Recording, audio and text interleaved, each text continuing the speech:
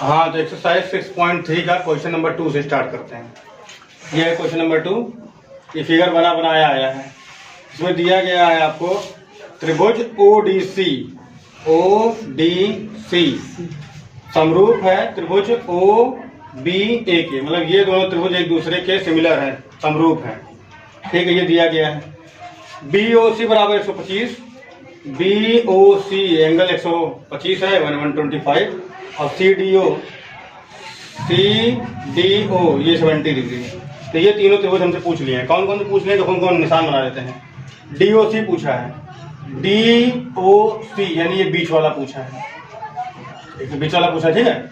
उसके बाद कौन सी डबल लाइन बना देते हैं समझने के लिए, जिसको पूछा ताकि हमारा ध्यान उस पर रहे। DCO पूछा है, DCO यानी इसको पूछा है, तो 3 लाइन बना देते हैं। चलो, उसके बाद क्या पूछा है, OAB इसको पूछा है, इसको भी 3 लाइन बना देते हैं। पूछो 3 लाइन क्यों बना रहे हैं, तो अलग बनाइए, देखो बताते हैं, समझते हैं ना। दिया गया है क्या, त्रिभुज ODC समरूप है त्रिभुज OBA के। समझो, अगर दो त्रिभुज समरूप दे दिया गया है तो इसे क्या निष्कर्ष निकलता है कि संगत भुजाएं समानुपाती हैं और संगत कोण बराबर हैं। भुजाएं समानुपाती हैं और संगत कोण क्या है, तो तुम भुजाओं पर छोड़ो, यहाँ भुजाओं की कोई चर्चा ही नहीं है, पूरे में कहीं भुजा का कोई मामला ही नहीं है। हमें सिर्फ समझना है एंगल के बारे में। तो भुजाओं के बारे में सोचना छोड़ो, ये सोचो कि अगर त्रिभुज समरूप हैं तो संगत कोण क्या होते हैं, बराबर। संगत कोण क्या होते हैं, तो ध्यान समझना। एंड ट्राइंगल ODC, डी पे कितना एंगल बना है, 70 डिग्री। तो OB, तो B पे कितना बनना चाहिए, 70 बनना चाहिए। भाई ODC समरूप है OBA के, तो O वाला एंगल बराबर होगा इधर वाले O के एंगल के, बनाएंगे ही। और D वाला एंगल बराबर होगा B वाले एंगल के, देखो यहाँ B आ रहा। फिर C वाला एंगल बराबर होगा A वाले एंगल के, है ना। तो लिखेंगे हल, क्योंकि एंगल त्रिभुज ODC समरूप है त्रिभुज OBA के, अर्थात एंगल O बराबर, एंगल की कोई चर्चा ही नहीं है, अर्थात एंगल D बराबर एंगल B। तो दोनों एंगल कितने हैं, 70। D 70 दिया तो B भी कितना होगा, 70। यहाँ हम 70 लिख दे रहे हैं, एक एंगल निकाला है, यहाँ पर एक आंसर आ गया। देखो एंगल D का मतलब क्या, कैसे पढ़ोगे इसको, कैसे पढ़ोगे, OBA पूछा है, नहीं हमसे पूछा ही नहीं था, कोई बात नहीं, निकाल तो दिया ना। ये वाला पूछा भी निकालते हैं, पहले ये पूरा निकालते हैं ऊपर। तो देखो थोड़ा, ये सीधी लाइन कितने डिग्री की होती है, 180 डिग्री। सीधी लाइन 180 डिग्री। इसको हम कैसे लिखेंगे, लिखेंगे DOC यानी यहाँ तक, D से चले O पे, फिर C पे, ये वाला एंगल, फिर उसके बाद प्लस COB, एंगल COB, दोनों मिलके कितना होगा, 180। समझ नहीं आया, ये पूरी सीधी लाइन को कैसे लिखा जाएगा, DOC यहाँ तक ये वाला, DOC यहाँ तक ये वाला, उसके बाद COB, ऐसे लिखोगे। एंगल कैसे पढ़ते हैं, जो बीच में होता है उसको पढ़ा जाता है, जो बीच में उसको पढ़ा जाता है। तो DOC यानी इसकी बात हो रही है, फिर COB यानी इसकी बात हो रही है, तो दोनों मिलकर 180 हुआ ना। तो हमें दिया गया COB, तो COB जगह 125 रखो और इसको ऐसे उतारो, बराबर 180 भी लिख दो। DOC बराबर 180 में से 125 को घटा दो, उधर प्लस उधर जाके माइनस हो जाएगा, तो DOC बराबर आ जाएगा घट के 55। कितना आ जाएगा, देखो घटाओ, 10 में से 5 गया 5, ये 7 बचा, 2 गया 5, 55 डिग्री आ गया। DOC 55 डिग्री, तो DOC ये आ गया अंदर वाला 55 डिग्री, ठीक है। अब ये 55 है तो नीचे वाला भी क्या होगा, 55 होगा। क्यों 55 होगा भाई, क्योंकि ये दोनों कोण कौन से कोण है, शीर्षाभिमुख कोण। तो लिख देंगे, क्योंकि DOC बराबर रहेगा किसके, AOB के, AOB के कितना रहेगा, दोनों 55। कौन से कोण है बताना पड़ेगा, शीर्षाभिमुख कोण। शीर्षाभिमुख कोण होते हैं वर्टिकली अपोजिट एंगल, इनको इंग्लिश बोलते हैं। वर्टिकली अपोजिट एंगल एक दूसरे के हेड हेड पे बनते हैं, कोई लाइन ऐसे काट दो, फिर ऐसे काट दो, जो एंगल यहाँ बनेगा ऊपर और जो एंगल नीचे बनेगा वो अपने बराबर होंगे। ठीक है, तो वही कोण है यहाँ देख लो। अब ये 55 और ये 70, ये कितना होना चाहिए? ये 55 ये 70, ये भी कितना होना चाहिए? 55 होना चाहिए। क्योंकि त्रिभुज के तीनों कोणों का फल 180 होता है, क्योंकि angle O plus angle B plus angle A तीनों का मतलब जोड़ 180 होना चाहिए। तो वो तो 55 है, B कितना 70 है, एंगल A पता नहीं है, कोई बात नहीं। तो एंगल A बराबर 180 में से 70 55 जोड़ के उधर घटा दो, 70 55 कितना हो गया? 125। तो फिर से एंगल A बराबर आ गया 55 डिग्री। तो फिर एंगल 55 आ गया ना। यहाँ भी क्या करो, तीनों को जोड़ने निकाल लोगे तो एक फल 180 होता है, तो 55 और 70 जोड़ो 125 आएगा, 180 घटाओ तो फिर से वाला 55 आ जाएगा। तो एंगल C भी क्या आ जाएगा? एंगल C भी 55 आ गया। इस तरह सारे क्वेश्चन निकल आए। देखो DOC कितना निकला? DOC 55, यहाँ हमने लिख दिया इसकी जगह पे 55 आ गया आंसर। DCO ये भी 55 आ जाएगा, यहाँ भी आ गया 55 डिग्री। फिर OAB ये कितना निकला था? 55, ये भी कितना आया? 55। समझ में आया? OAB ये भी कितना आया था? 55।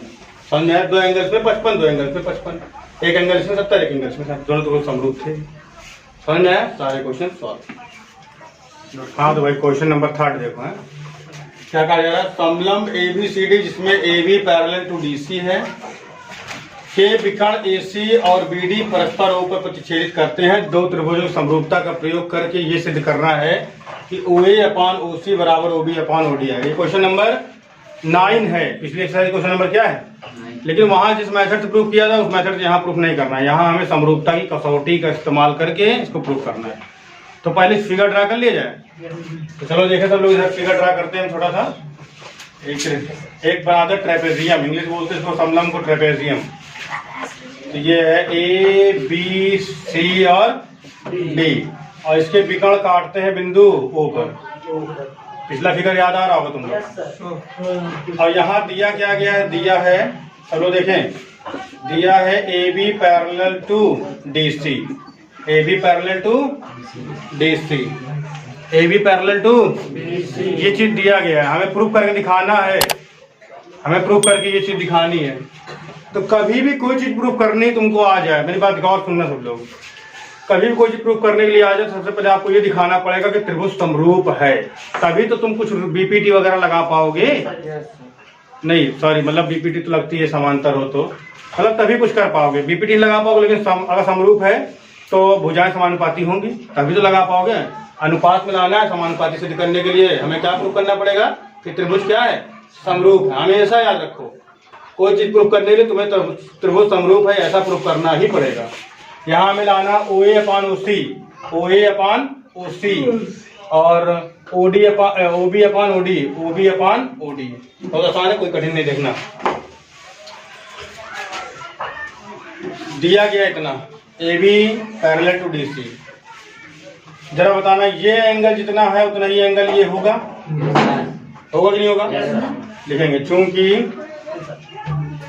एंगल AOB, समझते ना, AOB बराबर DOC,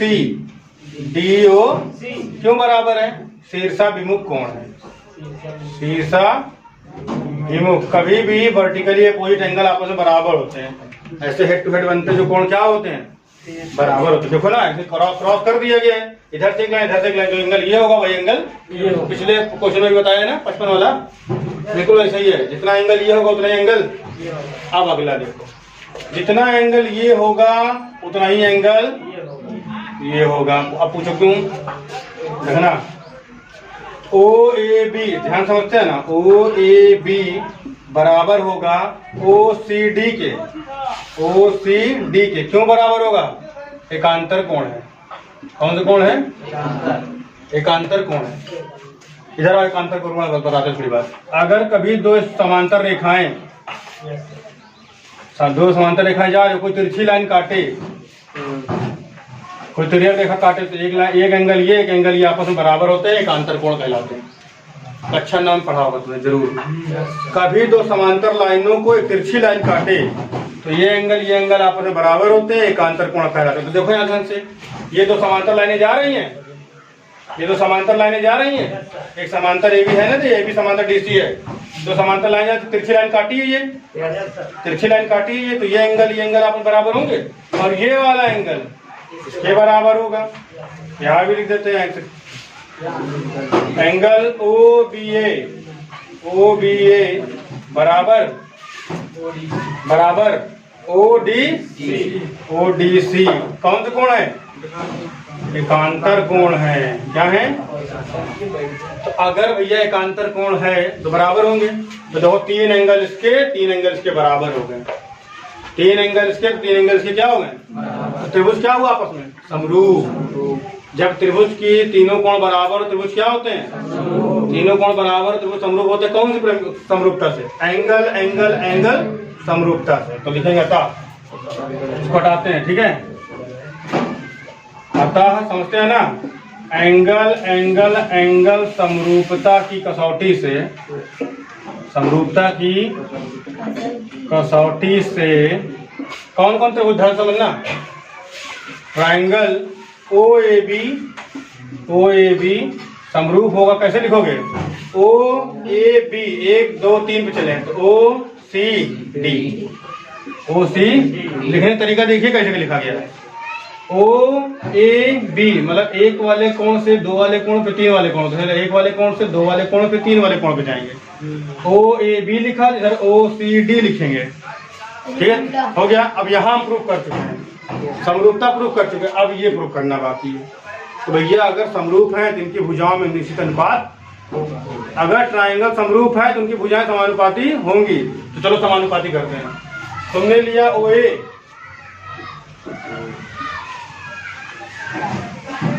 अतः ओ ए, तो तुम इसका क्या लोगे? जल्दी बोलो।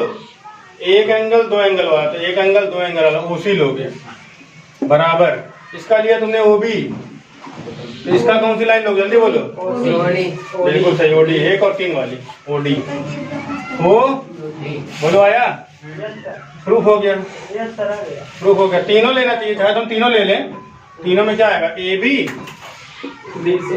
डी सी डी, लेकिन हमें तीनों काम ही नहीं, हमें काम सिर्फ किसका है? इन दोनों का। तो हमें सिर्फ काम इसका है, वो तुम लिखो या चाहे ना लिखो। तो हो गया प्रूफ, समझ में आ गया? हाँ भाई, क्वेश्चन नंबर 4 देखिए। डायग्राम बना है, चित्र फिगर बना हुआ है, बना है, तुम्हें आएगा। और लिखा है, दिया गया है QR/QS is equal to QT upon PR।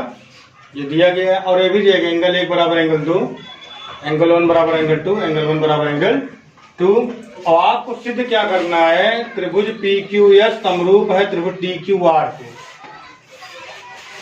त्रिभुज PQS समरूप है त्रिभुज TQR के। देखो हमारा कहना है, जिस त्रिभुज को तुम्हें समरूप दिखाना है, जब भी कोई क्वेश्चन में त्रिभुज समरूप दिखाना पड़े, हमारा एक तरीका ये है कि तुम उस त्रिभुज को अलग बना लो, रफ में समझ लो, उसे नीचे अलग अलग बना लो। सबसे बढ़िया मैथड है, उसको अलग बना लो, बहुत आसान हो जाता है। तो इन त्रिभुजों पे तुम्हें काम करना है ना, तो इन त्रिभुजों को अलग यहाँ ड्रा कर लो और फिर देखो कितना इजीली क्वेश्चन होगा। तो PQS बना रहे हैं, PQS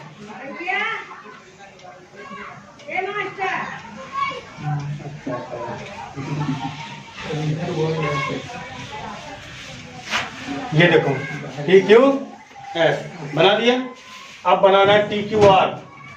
TQR थोड़ा बड़ा है, TQR। ये एंगल भी तो बनी है भाई, अरे एंगल तो बनी है ना।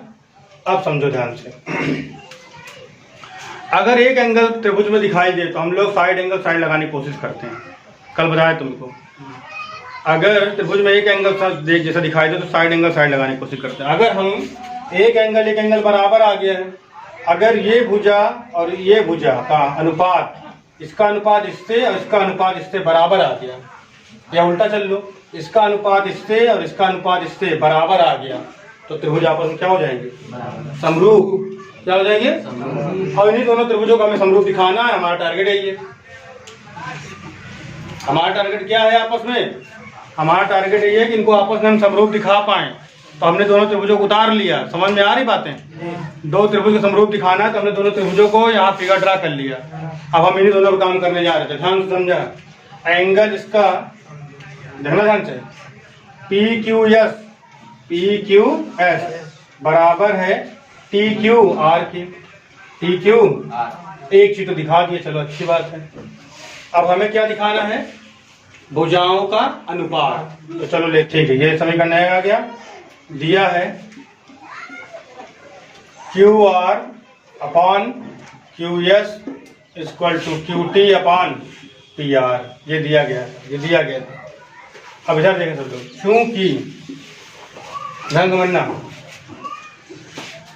ये एंगल आपस में क्या है? बराबर दिया गया हमको। क्योंकि एंगल 1 बराबर एंगल 2, अतः अगर किसी त्रिभुज में दो कोण आपस में बराबर होते हैं तो दो भुजाएं भी बराबर होती हैं। दो एंगल अगर आपस में समान हैं, दो एंगल इक्वल हैं, तो दो साइड भी इक्वल होती। तो एंगल 1 एंगल 2 आपस में बराबर हैं, तो पी क्यू और पी आर आपस में क्या होंगे? अतः P Q equal to P R. P Q equal to, कभी भी किसी ट्राइंगल में, फिर समझो, किसी ट्राइंगल में अगर दो कोण बराबर आ गया तो ये भुजाएं भी क्या होंगी? बराबर। यहाँ एंगल बराबर आया, एंगल 30 एंगल 30, तो ये भुजाएं क्या होंगी? बराबर। एंगल 40 एंगल 40, भुजाएं क्या होंगी? तो भैया एंगल 1 एंगल 2, तो भुजाएं क्या होंगी? पी क्यू बराबर पी आर। पी क्यू बराबर पी आर। तुम्हें करना क्या है यहाँ पर? देखो ध्यान से, T Q P R, P Q यहाँ पी आर ये क्या रख दो? पी क्यू पी आर ये क्या रख दो यहाँ पर? देखो पूरा वही आता, इसको समीकरण 2 नाम देते हैं। समीकरण 2 से समझते हैं ना, खत्म हो गया सवाल। Q R upon Q S equal to Q T upon P R ये क्या बैठा दो? P Q. देखो समरूप त्रिभुज प्रूफ हो गया। साइड एंगल भुजाओं में निश्चित अनुपात आ गया। Q T upon P Q, Q R upon Q S बराबर आ चुके हैं, और एंगल 1 बराबर था ही। अतः साइड एंगल साइड से त्रिभुज क्या हुए? समरूप हुए। त्रिभुज नाम लिख देते हैं, क्या था? P Q S. T Q S समरूप है टी क्यू आर। सिद्ध हो गया। समझ आया सबको? तो क्वेश्चन नंबर 5 देखो, P Q R, triangle P Q R की भुजाओं पी आर और क्यू आर पर बिंदु एस और टी है। इस प्रकार विस्तृत है कि एंगल P बराबर एंगल आर टी एस दिया गया है। ये सिद्ध करना है कि त्रिभुज आर पी क्यू समरूप है त्रिभुज आर टी एस के। समझ में आया?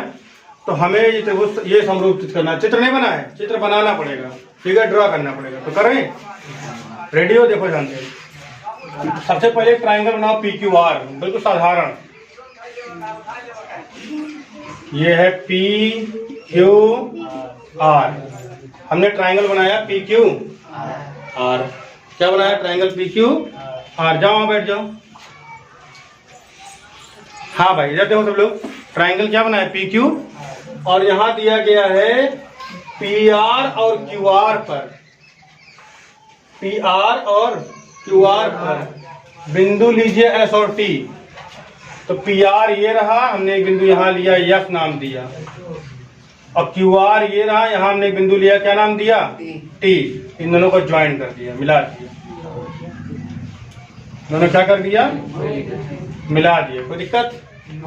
जैसा बोला उसे किया। अब क्या बोल रहा है?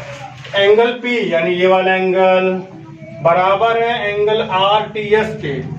आर टी एस कहाँ है?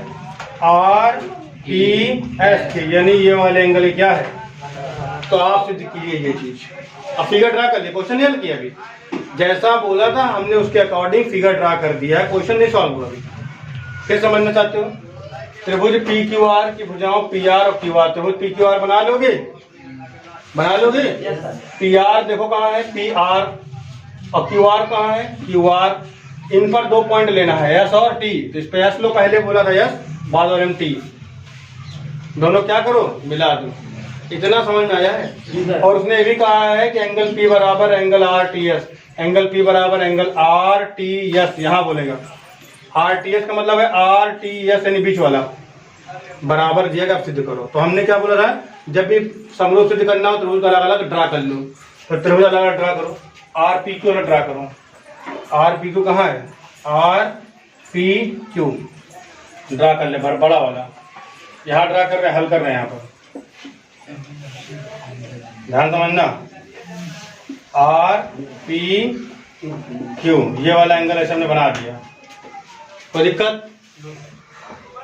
अब दूसरा वाला देखो RTS छोटा वाला बना लेते हैं। ये है S, ये है T और ये है R, और ये एंगल आपस में क्या है, बराबर है। P एंगल T के बराबर। देखो ना, जैसे निशान यहाँ बना तो उसे बना दिया, जैसा यहाँ बना तो उसे यहाँ बना दिया। कोई प्रॉब्लम? कोई प्रॉब्लम? अब चलो प्रूफ करना शुरू करते हैं। जरा ये बताना सब लोग, ये भी R है और ये भी क्या है, तो ये एंगल भी आपस में क्या होंगे। फिर यहाँ देख लो, जो एंगल ये R वाला एंगल बड़े वाले में भी आ रहा है और R वाला एंगल छोटे वाले में भी आ रहा है। नहीं समझ में आएगा, ये जो R है ये बड़े वाले में भी आ रहा है और ये जो R है ये छोटे वाले इसमें भी आ रहा है। क्लियर हो रहा है? तो हमने इसको दो लाइन से खींच दिया है। अब जब किसी त्रिभुज में दो एंगल बराबर हो गए हैं तो तीसरा एंगल तो अपने आप ही बराबर होगा भाई, क्योंकि जो 180 जिन दोनों जोड़ोगे 180 घटाओगे तो जो एंगल ये आएगा, वैसे दोनों जोड़ोगे 180 घटाओगे तो वही एंगल वो भी आएगा। तो तीसरा एंगल भी आपस में अपने आप अंडरस्टूड है कि बराबर होगा, बराबर। तो लिखना शुरू करो। यहाँ पर दिया है एंगल P बराबर एंगल RTS, 1 आ गया। चूंकि एंगल R बराबर एंगल R, दोनों R है, उभयनिष्ठ है। क्या है? उभयनिष्ठ का मतलब दोनों में कॉमन है। देख लो ना, बड़े में भी है छोटे में भी है, छोटे में भी और बड़े में। तो दो एंगल मिल जाए ना तो भी हमारा काम हो गया। एंगल समरूपता से तीन ना मिले, दो एंगल भी मैच कर गए ना तो एंगल समरूपता त्रिभुज क्या हो गया। अतः यहाँ लिख दो, अतः एंगल समरूपता से, एंगल समरूपता से त्रिभुज RPQ कैसे लिखेंगे जरा ध्यान दे देना। RPQ समरूप का निशान बना दिया, कैसे लिखोगे यहाँ पे RPQ पे चले हो, 2 से 1 पे गए, फिर 3 पे गए हो, तो तुम भी 2 से 1 पे चलो, फिर 3 पे चलो। RT क्या यही लाना था, सिद्ध हो गया, आसानी से प्रूफ हो गया। समझ में आया कुछ? हमने क्या बोला, जिस त्रिभुज को समरूप बनाना है तो समरूप सिद्ध करना, उसको अलग अलग ड्रा कर लो, अपने आप आ जाएगा।